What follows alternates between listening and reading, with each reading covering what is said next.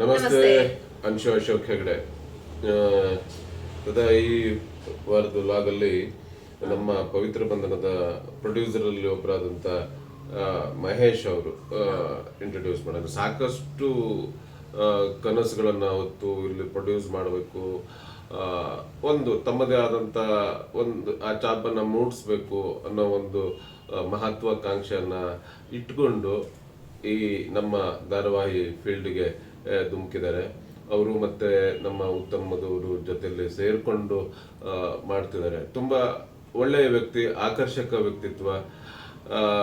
ಜಾಸ್ತಿ ನಾನೇನು ಮಾತಾಡೋದು, ನೀವೇ ಒಂದ್ಸರಿ ನೋಡ್ಕೊಂಡು ಬನ್ನಿ. ನಮಸ್ತೆ. ಇವತ್ತು ನಮ್ಮ ಜೊತೆ ಇರುವಂಥ ಅತಿಥಿ ನಮ್ಮ ಪವಿತ್ರ ಬಂಧನದ ಪ್ರೊಡ್ಯೂಸರು ಮಹೇಶ್ ಅಣ್ಣ.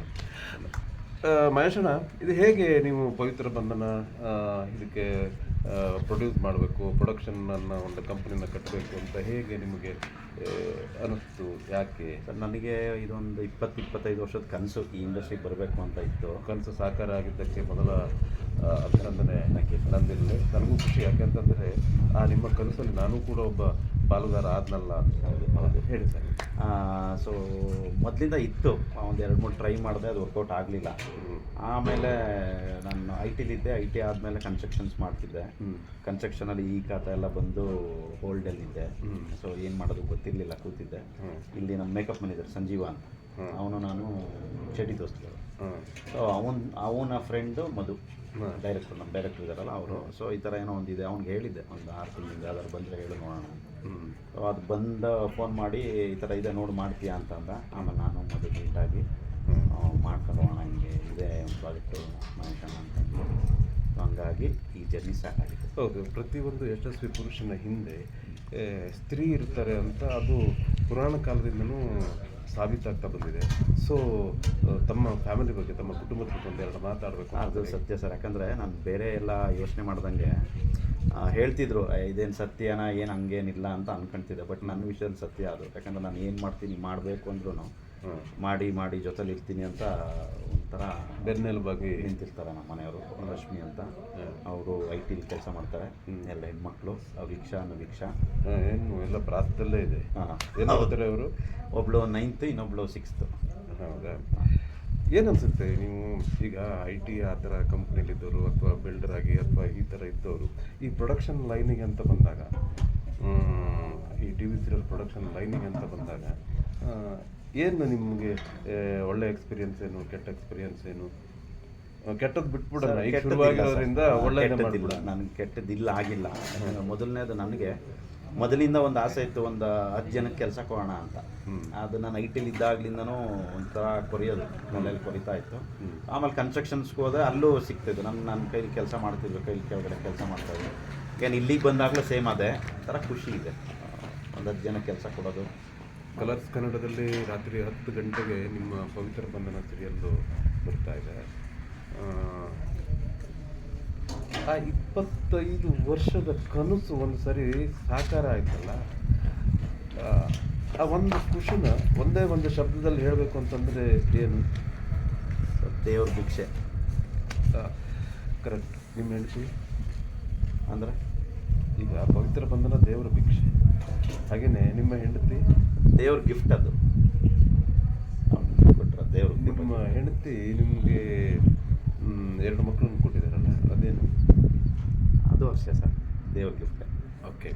ಆಮೇಲೆ ಏನು ಅನಿಸುತ್ತೆ ನಮ್ಮ ಪವಿತ್ರ ಬಂಧನದ ಒಂದು ಟೀಮ್, ಆರ್ಟಿಸ್ಟ್ಗಳು, ಟೆಕ್ನಿಷಿಯನ್ಸ್ ಆಗಲಿ, ನಿಮ್ಮ ಡೈರೆಕ್ಟರ್ ಬಗ್ಗೆ ಮಾತಾಡೋದಾದರೆ ಎಲ್ಲ ಡೈರೆಕ್ಟ್ರ್ ಬಗ್ಗೆ ನಿಮಗೂ ಗೊತ್ತು, ಏನು ಮಾತಾಡೋಂಗಿಲ್ಲ, ಒಳ್ಳೆ ಮನುಷ್ಯ, ಚೆನ್ನಾಗಿ ಕೋಆರ್ಡಿನೇಟ್ ಮಾಡ್ಕೊಂಡು ಹೋಗ್ತಿದ್ದಾರೆ. ಇನ್ನು ನಮ್ಮ ಆರ್ಟಿಸ್ಟ್ಗಳಂತೂ ಹೇಳಂಗೇ ಇಲ್ಲ. ಯಾಕಂದರೆ ನನ್ನ ಅದೃಷ್ಟ ಇರ್ಬೇಕು. ಯಾಕಂದರೆ ಇಷ್ಟು ದೊಡ್ಡ ಆರ್ಟಿಸ್ಟು 26 ಜನ ಇದ್ದಾರೆ.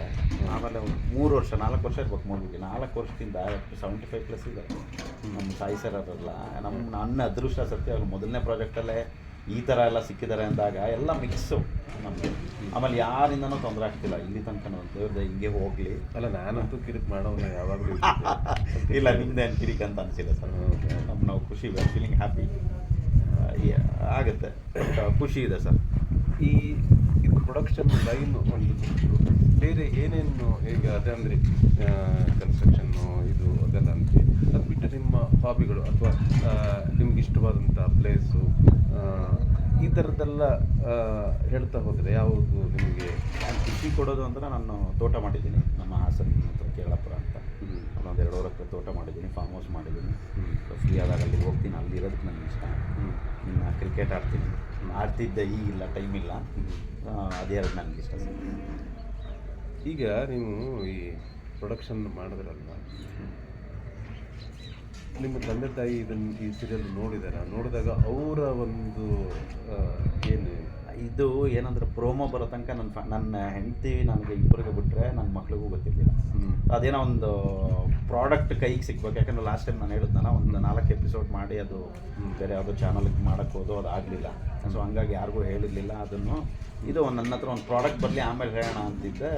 ಯಾವಾಗ ಪ್ರೋಮೋ ಬಂತು, ಪ್ರೋಮೋ ರಿಲೀಸ್ ಆದಮೇಲೆ ಹೇಳಿದೆ ಎಲ್ಲ ಫ್ಯಾಮಿಲಿ ಎಲ್ಲ ಖುಷಿಪಟ್ಟರು. ತಾಯಿ ಇಲ್ಲ, ತಂದೆ ಇದ್ದಾರೆ. ತಂದೆ ಅಂತೂ ಫೋನಲ್ಲೇ ನನಗೆ ಇನ್ನೂ ಸಿಕ್ಕಿಲ್ಲ, ಡೈರೆಕ್ಟಾಗಿ ಸಿಕ್ಕಿಲ್ಲ. ಆನಂದ ಬಾಷ್ಪ ಬರ್ತಿತ್ತು ಅವ್ರಿಗೆ, ಭಾರಿ ಖುಷಿಪಟ್ಟರು. ಹಾಂ, ಎಲ್ಲರದ್ದು ಒಂದು ಜೀವನದಲ್ಲಿ ವ್ಯಕ್ತಿ ಬೆಳವಣಿಗೆಯಲ್ಲಿ ಈ ಗೆಳೆಯರ ಕೊಡುಗೆ ಕೂಡ ಇರುತ್ತೆ.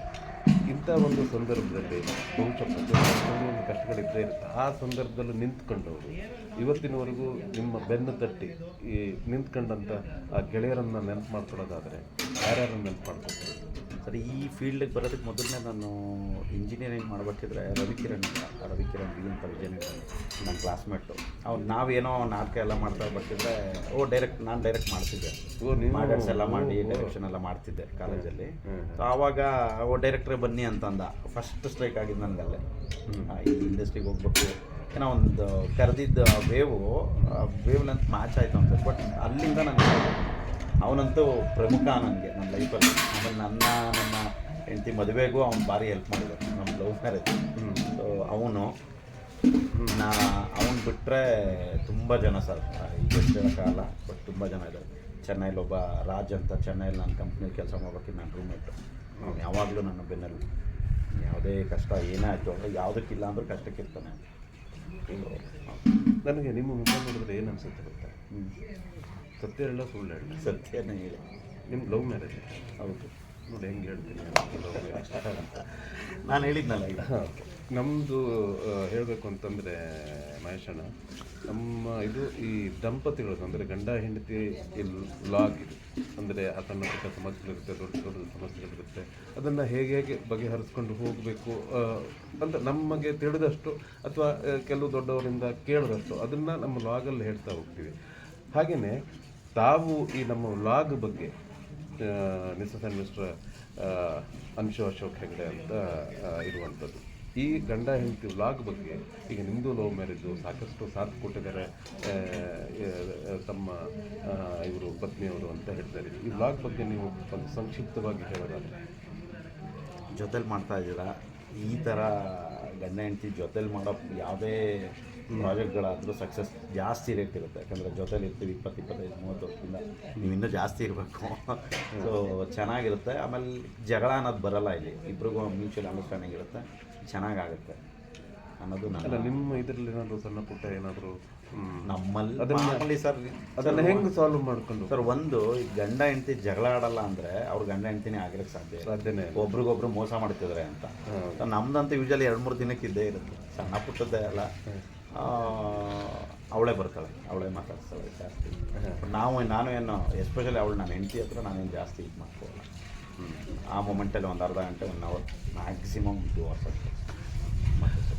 ಪ್ರಿಯ ವೀಕ್ಷಕರೇ, ಏನು ಗೊತ್ತಾ, ನಮ್ಮ ಲಾಗು ಪರಿಚಯದ ಜೊತೆಗೆ ಈ ಗಂಡ ಹೆಂಡತಿ ಈಗ ಬೇರೆ ಇಷ್ಟು ದಿನಗಳು, ಇಷ್ಟು ಎಪಿಸೋಡ್ಗಳು ನಾನು ನನ್ನ ಹೆಂಡತಿ ಬಗ್ಗೆ ನೀವು ಕೇಳಿದಿರಿ, ನೋಡಿದಿರಿ. ಕೆಲವೊಂದು ಸಮಸ್ಯೆಗಳು ನಾವು ಅದಕ್ಕೆ ಪರಿಹಾರ ಏನು ಅದರದ್ದು. ಹಾಗೇನೆ ಈ ಪರಿಚಯದಲ್ಲಿ ಈಗೇನು ಮದುವೆ ಆಗಿರ್ತಾರಲ್ಲ, ಅವರು ಸಿಕ್ಕಿದಾಗಲೂ ಕೂಡ ಅವರವರ ಒಂದು ಆ ಬಾಂಧವ್ಯ ಏನಿರುತ್ತೆ, ಆ ಸಂಬಂಧ ಏನಿರುತ್ತೆ, ಅದನ್ನು ಕೂಡ ಈ ಮುಖೇನ ನಮಗೆ ಹೇಳಬೇಕು ಅಂತ ತುಂಬ ಆಸೆ ಇತ್ತು. ಮಹೇಶ್ ಸರ್, ಒಂದು ಏನು ಅಂದರೆ ನಿಮಗೆ ಸಾಕಷ್ಟು ಗೆಳೆಯರ ಬಳಗ ಇದೆ, ನೆಂಟರಿದ್ದಾರೆ. ನಮ್ಮ ಲಾಗನ್ನು ಸಬ್ಸ್ಕ್ರೈಬ್ ಮಾಡ್ಕೊಳ್ಳೋಕ್ಕೆ ಏನಾದರೂ ಒಂದು ಹೇಳಿ ಸರ್ ನೀವು. ಲಾಗಿಂದ ನಮ್ಮ ಸಮಾಜಕ್ಕೆ ಒಳ್ಳೆ ಸಂದೇಶ ಬರ್ತಿದೆ ಅಂತ ಅನ್ಕೊತೀನಿ. ದಯವಿಟ್ಟು ಎಲ್ಲ ವೀಕ್ಷಿಸಿ ಇದನ್ನು ಎಲ್ಲ ಸಬ್ಸ್ಕ್ರೈಬ್ ಮಾಡಿ. ನನ್ನ ಸ್ನೇಹಿತರಿಗೂ ಹೇಳಿ, ಎಲ್ಲರಿಗೂ ಹೇಳಿ. ಓಕೆ, ನಮಸ್ತೆ. ಇಷ್ಟೊತ್ತು ಪ್ರೊಡ್ಯೂಸರು ತಮಗೆ ಲೆಕ್ಕಾಚಾರ ಅದು ಇದು ಇರುತ್ತೆ, ಆದರೂ ನಮಗೆ ಟೈಮ್ ಕೊಟ್ಟರೆ ತುಂಬ ಧನ್ಯವಾದ. ಪರವಾಗಿಲ್ಲ ಸರ್, ಥ್ಯಾಂಕ್ ಯು. ಸ್ವಾಗತ. ಮಹೇಶ್ ಅವರೇ, ತಾವು ಧಾರಾವಾಹಿ ಅಷ್ಟೇ ಅಲ್ಲ, ಸಿನಿಮಾ ಇದನ್ನೆಲ್ಲ ನೀವು ಪ್ರೊಡ್ಯೂಸ್ ಮಾಡಿ ಸಾಕಷ್ಟು ಜನಕ್ಕೆ ಅನ್ನದಾತರಾಗಿ, ಇನ್ನೇನು ಹೇಳಲಿ, ಜಾಸ್ತಿ ಏನು ಹೇಳೋದು ಬೇಡ. ಯಾಕೆಂದರೆ ಸಾಧಿಸಿ ತೋರಿಸುವಂತಹ ಸಾಕಷ್ಟು ಕೆಲಸಗಳಿದೆ. ನಿಮ್ಮ ಎಲ್ಲ ಪಯಣಕ್ಕೂ ಆಲ್ ದ ಬೆಸ್ಟ್. ನಮಸ್ತೆ.